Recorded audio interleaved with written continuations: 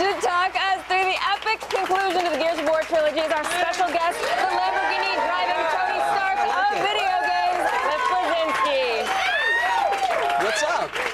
We're so happy to have you. The demo this morning you did on the stage of the Microsoft press conference was great and all. Yeah, I think it turned out okay. And I wouldn't expect anything less, but we're actually going to see something a little different today, right? Absolutely. What you were seeing at the E3 show at the Microsoft press conference was one half of the story. Okay. So in Gears 3, we're playing with the story a little bit Pulp Fiction style, whereas for a little bit, you play as Cole and Baird on their own mission, and then it kind of links up with Marcus and Dom when they're on a ship. So the two stories intertwine nicely, and it winds up with a giant Leviathan exploding. All right, well, let's check that out. We saw a little bit of Leviathan exploding at the Microsoft press conference. Spoiler. Spoiler, you guys win. Something blew up, yeah, surprise. Okay, so will you describe what we're kind of seeing right now and what we're so what you saw in the press conference was on the boat. And okay. I looked up at the bridge at the end of there where we were addressing Cole up top. And you can see Cole's on top of the bridge. He looks down before and sees the lambent Leviathan that's basically attacking the ship. And at this point, he's got to battle through to get to a crate full of tickers. Because Baird came up with this idea that he's basically just going to drop a bunch of tickers on it and hope it blows up. Which, as it turns out, it will. But Cole's going to hopefully execute that guy. Ooh, Retro Lancer stab, and cut his throat, and he's dead. And so he's going to try and work to this kind of fortification that's at the front. Got a turret turret over to the right that's trying to take him out. Now he's going to get the Vulcan, which is this machine gun that we have. It's actually a two-person gun. It just completely annihilates everything. It's one of the most bad guns in the universe.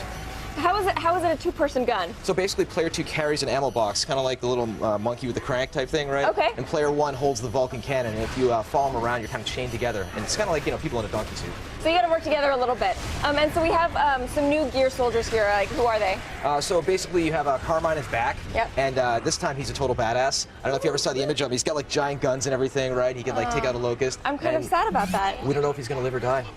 Yeah, we had a contest and people voted. I know. I voted that he should die. That's why I'm a little disappointed that he's a badass. I wanted to die too.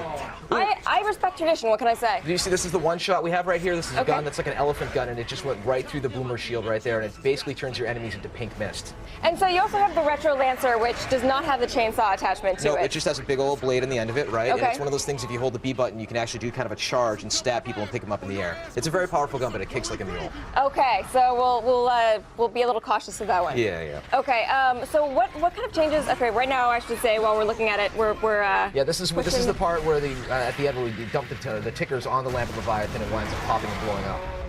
And so after this, everybody kind of reunites, and they go along their merry way on the quest to potentially find Adam Phoenix, Marcus Phoenix's dad. Except the boat doesn't fare so well. No, the boat doesn't do so hot, and it's kind of this theme of them basically kind of messing up everything they kind of touch inadvertently, right? Boats, they're at the sea, they think they're safe, and of course they're not, because if they were safe, there'd be no game, right? Right. So all hell breaks loose, and then they have to save themselves. And so what kind of changes are players going to notice from Gears 2?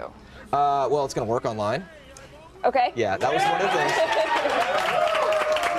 We figured out matchmaking. I mean, one of the things, the game was originally going to come out in April, and Microsoft said, let's put it out in September, and we're like, oh, holy crap, we can finally do a beta. The beta was a huge success. We have over 1 million pre-orders. We had tons of players in on the beta. I don't even know how many people wound up getting killed in the game. It was tons of them. And matchmaking got sorted out, and we have dedicated servers. So day 1, September 20th, this is huge. I'm of the belief that if you're going to ship a shooter in 2011 and beyond, you need to have dedicated servers. So we ponied up for that, Microsoft ponied up for that, and it's going to create an amazing online experience. I think that is something that a lot of gamers are going to be able to get behind. Yep. So there's also the Silverback Mech. Yes. This is something everybody's really excited about. It's one of those truths in life, like farts are always funny. If you add mechs, everything's better, right? And it's like we have this giant mech. So beautiful. Giant, and monkeys make everything funnier too. Yeah, but it's just like a giant mech that you actually hop in. Okay. It's kind of like a mechanical loader, and you can actually deploy in it, and somebody can take cover on it. So it's kind of one of those other ways you can play in co-op. The left arm, if it's a rocket launcher, right arm is a Gatling gun, and it's just basically a walking tank.